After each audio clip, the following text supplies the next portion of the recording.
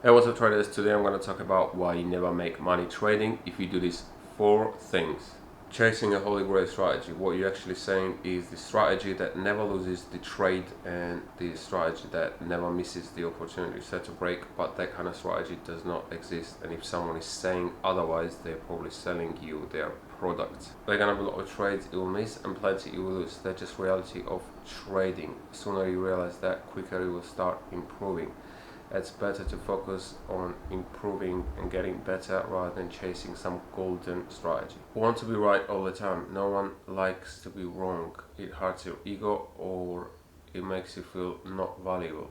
But when it comes to trading, even if best setup comes up and you execute it perfectly using your strategy, there is still a good probability that trade might lose. Not learning and constantly trying to improve yourself. This is something you must be doing even if you've been trading for years. There's a lot of ways you can do that to improve your trading. Like you can read books about trading. There are a lot of good books about trading.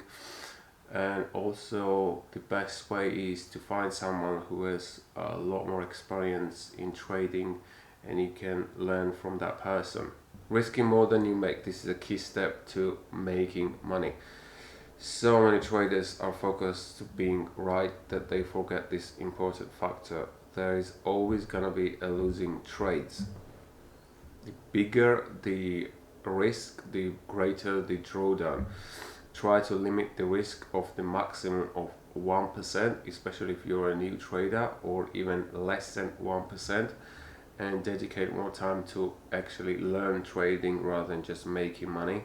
Have a strategy that has a good risk reward. I would suggest at least 1 to 2 risk rewards, risking one to make at least very minimum two or even more. That will give you a good edge in the market. So even if you're wrong half of the time, you still make money. Okay guys, that was the 4 mindset barriers you need to work on if you want to improve your trading. Let me know which one is you think keeping you away from being profitable trader.